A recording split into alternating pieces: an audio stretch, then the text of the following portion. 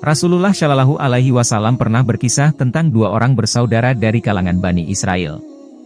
Yang satu sering berbuat dosa, sementara yang lain sebaliknya, sangat tekun beribadah. Yang terakhir disebut ini rupanya tak henti-hentinya menyaksikan saudaranya itu melakukan dosa hingga mulutnya tak betah untuk tidak menegur. "Berhentilah!" serunya. Teguran seolah hanya masuk melalui telinga kanan dan keluar lagi lewat telinga kiri.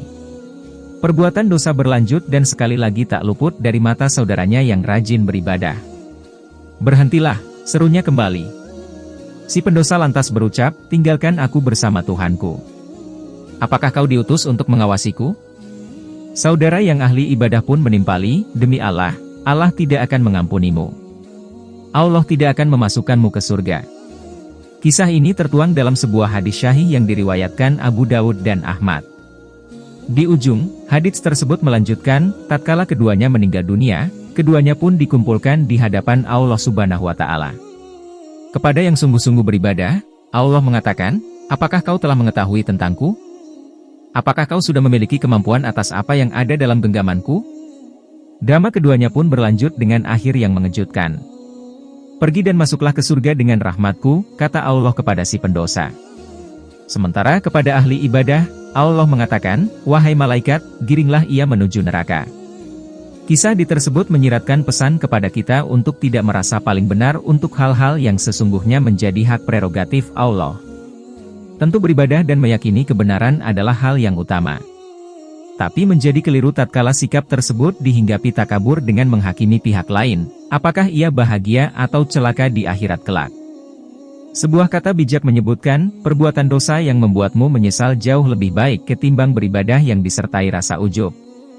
Hadis sahih lainnya yang diriwayatkan oleh Muslim menjelaskan peristiwa ini terjadi pada umat Bani Israel. Allah murka dan berkata, "Siapa yang bersumpah atas namaku bahwa aku tidak akan mengampuni orang itu? Berharap." Dalam hadis sahih riwayat Bukhari, Rasulullah pernah menegur seorang perempuan Ansyar yang salehah, bernama Ala. Keluarganya menampung Utsman bin Mas'un, sahabat muhajirin yang terkenal ahli ibadah. Ketika Utsman wafat, dia berkata, "Rahmat Allah membersamaimu wahai Abu Said. Aku bersaksi bahwa Allah telah memuliakanmu." Mendengar ucapan Ala, Rasulullah menegur, "Dari mana kamu tahu Allah telah memuliakannya?"